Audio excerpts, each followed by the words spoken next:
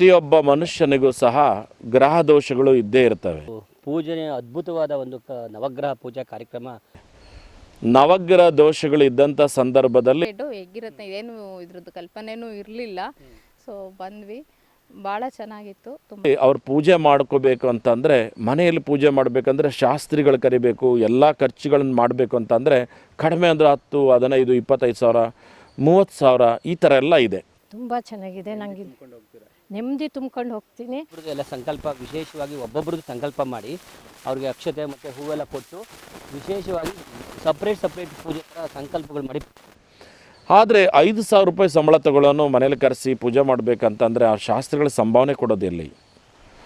ಹಾಗೆ 10,000 ರೂಪಾಯಿ ಸಂಬಳ ತಗೊಳ್ಳೋನು ಅವ್ನಿಗೆ ಎಷ್ಟೋ ಚೂರು ಪಾರು ಮಿಕ್ಕಿರ್ತದೆ, ಅವ್ನು ಪೂಜೆ ಮಾಡಿಸಿ ಅವ್ನು ಪರಿಹಾರ ಮಾಡ್ಕೊಳ್ಳೋದು ಹೆಂಗೆ? ದುಡ್ಡಿರೋರು ಮಾಡ್ಕೋಬೋದು, ದುಡ್ಡು ಇಲ್ಲದೆ ಇರೋರು ಇದನ್ನೆಲ್ಲ ಮಾಡ್ಕೊಳ್ಳೋಕ್ಕೆ ತುಂಬ ಕಷ್ಟ ಅನ್ನಿಸ್ತದೆ ಅಂತ ಅನ್ನೋದಕ್ಕೋಸ್ಕರನೇ ಚಂದ್ರವನದಲ್ಲಿ ಬರೀ 1,000 ರೂಪಾಯಿಗೆ ಅವರಿಗೆ 9 ಗ್ರಹಗಳ ನವಗ್ರಹ ಪೂಜೆಯ ಜೊತೆಗೆ, ತಿಲಾಭಿಷೇಕದ ಜೊತೆಗೆ, ಮೃತ್ಯುಂಜಯ ಪೂಜೆಯ ಜೊತೆಗೆ ಮೃತ್ಯುಂಜಯ ಜಪವನ್ನು ಮಾಡಿಸುವಂಥದ್ದು ಈ ಪ್ರಪಂಚದಲ್ಲಿ ಎಲ್ಲೂ ಇರಲಿಕ್ಕೆ ಸಾಧ್ಯ ಇಲ್ಲ ಅಂತ ನಾನು ಒಂದು ಹೃದಯ ತುಂಬಿ ಹೇಳಲಿಕ್ಕೆ ನಾನು ಬಯಸ್ತೀನಿ. ಪ್ರತಿ ಗ್ರಹಗಳಿಗೂ ಸಪರೇಟಾಗಿ ಈ ಥರ ಪೂಜೆ ಮಾಡುವಂಥ ಸಂದರ್ಭ ಯಾವತ್ತೂ ಇದುವರೆಗೂ ಇಲ್ಲಿಗೆ ಬಂದರೆ ನನಗೆ ಹೋಗಕ್ಕೆ ಮನಸ್ಸೇ ಆಗಲ್ಲ.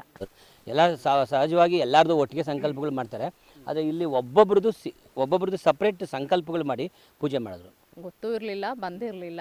ಇವತ್ತು ಭಾಳ ನೆಮ್ಮದಿ ಆಯಿತು. ನಂಗೆ ತುಂಬ ಇದಾಯಿತು, ತುಂಬ ಸ್ಯಾಟಿಸ್ಫ್ಯಾಕ್ಷನ್ ಆಯಿತು. ತುಂಬ ಚೆನ್ನಾಗಿದೆ. ನದಿ ಹತ್ತಿರದಲ್ಲೇ ನದಿ, ಆ ನದಿ ದಡದಲ್ಲಿ ಈ ಥರ ಒಂದು ವೃಕ್ಷ ಸಹಿತ ನವಗ್ರಹಗಳಿರುತ್ತಲ್ಲ. ಬೆಂಗಳೂರಲ್ಲಿ ಒಬ್ಬೊಬ್ರದ್ದು ಒಂದೊಂದು ಸಂಕಲ್ಪ ಮಾಡಿಸಿ ಎಲ್ಲ ಮಾಡಿಸಿ ಈಗ ನಾವುಗಳೋದ್ರೆ ಎಳ್ದೀಪ ಹಚ್ಚಿಬಿಡ್ತೀವಿ, ಸುತ್ಕೊಂಡ್ಬಂದ್ಬಿಡ್ತೀವಿ. ಸಾಮಾನ್ಯ ಜನರು ಬಳಸ್ಕೊಳ್ಳುವಂಥದ್ದು ಅಮಾವಾಸ್ಯೆ ಹುಣ್ಣಿಮೆಗಳಲ್ಲಿ ಬೇರೆ ದಿನಗಳಲ್ಲಿ ಮಾಡೋದಿಲ್ಲ. ಅಂದರೆ ಬೇರೆ ದಿನದಲ್ಲಿ ಸಪ್ರೇಟಾಗಿ ಮಾಡಿಸ್ಕೊಳ್ಳೋವಂಥವ್ರಿಗೆ ಅವಕಾಶ ಇದೆ. ಆದರೆ ಸಾಮಾನ್ಯ ಜನರಿಗೆ ಅಮಾವಾಸ್ಯೆ ಮತ್ತು ಹುಣ್ಣಿಮೆಗಳಲ್ಲಿ ಈ ಒಂದು ಕಾರ್ಯಕ್ರಮಗಳನ್ನು ಮಾಡಿದ್ದೀವಿ. ಬಹುಶಃ ನಿಮ್ಮ ಉದ್ಯೋಗಕ್ಕೆ ಹೋಗೋಕ್ಕೆ ಮುಂಚೆನೇ ಬೆಳಗಿನ ಜಾವನೇ ಈ ಕಾರ್ಯಕ್ರಮ ಇರೋದರಿಂದ, ಸಂಜೆ ಗೋಧೂಳಿ ಲಗ್ನದಲ್ಲಿ ಇರೋದರಿಂದ ಇದನ್ನು ಸದುಪಯೋಗ ಪಡಿಸಿಕೊಳ್ಳುವಂಥದ್ದು ನಿಮ್ಮೆಲ್ಲರ ಕರ್ತವ್ಯ ಆಗಲಿ ಅಂತ ನಾನು ಹೇಳಲಿಕ್ಕೆ ನಾನು ಬಯಸ್ತೀನಿ. ಎಲ್ಲೋ ಹುಡುಕೊಂಡು ಹೋಗ್ತೀವಿ, ಎಷ್ಟೋ ದೂರ ಹೋಗ್ತೀವಿ, ಸಮಯ ಕಳಿತೀವಿ, ಮತ್ತು ಅಲ್ಲಿ ನಿಮ್ಮ ದೇವ್ರು ಮುಟ್ಸಲ್ಲ, ಅಲ್ಲಿ ನಿಮ್ಮನ್ನ ಒಳಗಡೆ ಕರ್ಕೊಂಡು ಹೋಗಲ್ಲ. ಆದರೆ ಇಲ್ಲಿ ಪ್ರತಿ ಒಂದು ಗ್ರಹದ ಮುಂದೆ ನೀವು ನಿಂತು ಪೂಜಿಸ್ಬೋದು. ಆ ಶನೇಶ್ವರನಿಗೆ ತಿಲಾಭಿಷೇಕ ಮಾಡ್ಬೋದು. ಆ ತಿಲವನ್ನು ನಿಮಗೆ ಒಂದು ಬಾಟಲ್ ಕೊಡ್ತಾರೆ. ಇಲ್ಲಿ ಅಭಿಷೇಕ ಎಳ್ಳನ್ನು ಕೊಡುವಂಥದ್ದು, ಪ್ರಸಾದ ಕೊಡುವಂಥದ್ದು ಅದೆಲ್ಲ ಮಠದ ವತಿಯಿಂದನೇ ಕೊಡುವಂಥದ್ದು. ತಮಗಿಲ್ಲಿ ಪ್ರಸಾದ ಮಾಡ್ಕೊಂಡು ಹೋಗೋ ವ್ಯವಸ್ಥೆಗಳು ಮಾಡುವಂಥದ್ದು, ಉಚಿತವಾಗಿ ದಾಸೋಹ ಇರ್ತದೆ. ಹಾಗೆ ಇಂಥ ಒಂದು ಅವಕಾಶವನ್ನು ಸಾಮಾನ್ಯ ಜನರು ಸಿಕ್ಕಲಿ ಅನ್ನೋದು ನನ್ನ ಉದ್ದೇಶ. ಪ್ರತಿ ಅಮಾವಾಸ್ಯೆ ನಡೆಯುತ್ತೆ. ಪ್ರತಿ ಅಮಾವಾಸ್ಯೆಯಲ್ಲಿ ನಡೀತದೆ. ಸಂಜೆನೂ ಕೂಡ ಇರುತ್ತೆ. ಸಂಜೆನೂ ಇರ್ತದೆ. ಜಾಸ್ತಿ ಜನ ಆದರೆ ಸಂಜೆ.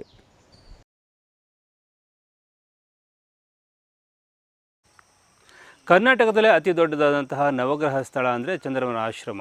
ಮಂಡ್ಯ ಜಿಲ್ಲೆ ಶ್ರೀರಂಗಪಟ್ಟಣ ತಾಲೂಕಿನ ಕಾವೇರಿ ನದಿ ತೀರದಲ್ಲೇ ನಿರ್ಮಿತವಾಗಿರುವಂತಹ ಚಂದ್ರವನ ಆಶ್ರಮದಲ್ಲಿ ನವಗ್ರಹ ಸ್ಥಳ ಕೂಡ ಇಲ್ಲಿರುವಂಥದ್ದು.